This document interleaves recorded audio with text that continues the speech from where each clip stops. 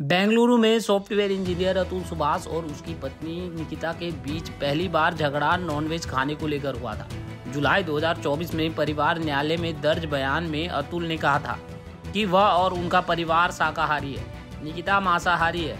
Nikita nonveg खाकर हड्डी कमरे में फेंक देती थी, एक सप्ताह तक नहाती नहीं थी। इस बात पर उनका और उनकी पत्नी का झगड़ा होता था। एक बार उनकी मां ने भी बीच बचाव की कोशिश की थी, लेकिन उनकी मां को भी धक्का मारकर गिरा दिया गया था। बयान में अतुल ने कहा था, शादी के पहले निकिता दिल्ली में काम करती थी। शादी के बाद निकिता ने अपना ट्रांसफर बेंगलुरु करा लिया।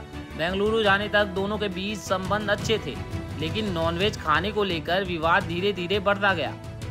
उसकी मां और भाई मुझसे और पैसे की मांग करते थे। विवाद को लेकर निकिता के खिलाफ 2021 में ही एनसीआर दर्ज कराई गई थी।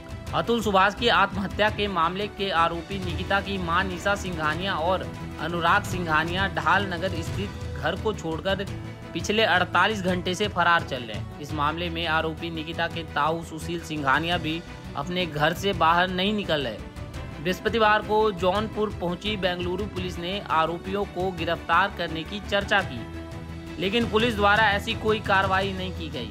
सॉफ्टवेयर इंजीनियर अतुल सुभाष मोदी आत्महत्या प्रकरण की जांच के लिए जौनपुर पहुंची कर्नाटक पुलिस ने शुक्रवार को सबसे पहले डाक बंगला स्थित निकिता के ताऊ के आवास पर नोटिस चस्पा किया। इसके बाद ढालनगर ढोला स्थित निकिता के आवास पर नोटिस चस्पा किया। इसमें अगले 3 दिन में सभी को उपस्थित होने के लिए कहा गया। कर्नाटक पुलिस की टीम दीवानी न्यायालय भी पहुंची और अतुल सुभाष से संबंधित मुकदमों के नकल की कॉपी साथ ले गई।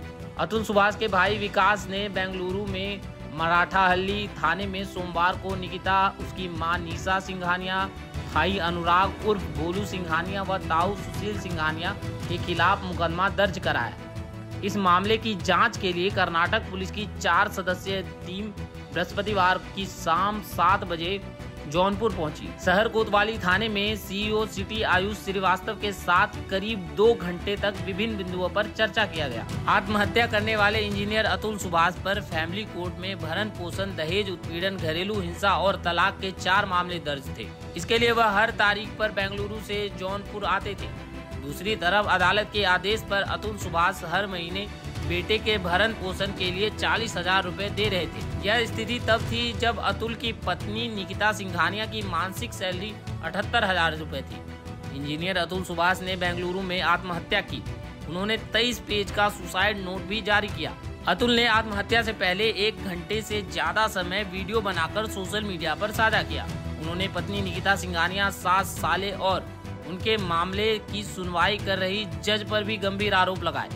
वीडियो संदेश के जरिए बताया कि जौनपुर की फैमिली कोर्ट में पत्नी सदर कोतवाली के मोहल्ला रुहट्टा निवासी निकिता सिंघानिया ने 4 मुकदमे दर्ज कराए थे।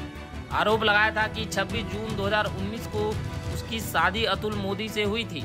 विवाह के बाद से ही ससुराल के लोग 10 लाख रुपए दहेज की मांग को लेकर उसे प्रताड़ित कर रहे थे। इस सदमे में उसके पिता की मृत्यु हो गई। परिवार वालों के समझाने पर अतुल उसे बेंगलुरु ले गया और 20 फरवरी 2020 को उसे एक बेटा हुआ। इसके बावजूद प्रताड़ना जारी रही। 17 मई 2021 को उसे पीटकर घर से निकाल दिया गया। तब से वह अपने बच्चे के साथ मायके में रह रही थी। निकिता ने अदालत को बताया कि अतुल मोदी बेंगलुरु में एक कंपनी में इंजीनियर है। यह सालाना 40 लाख रुपए वेतन पाते हैं। निकिता ने 16 फरवरी 2022 को अपने और बेटे के लिए 2 लाख रुपए प्रति माह भरण पोषण की मांग करते हुए फैमिली कोर्ट में मामला दर्ज कराया था, जबकि निकिता की सैलरी अच्छी खासी है। कोर्ट ने 29 जुलाई 2024 को पत्नी के संबंध में भरण पोषण का प्रार्थना पत्र निरस्त कर दिया था। साथ ही अतुल को आदेश दिया था कि वो बेटे के भरण पोषण के लिए हर महीने 40,000 रुपए देंगे।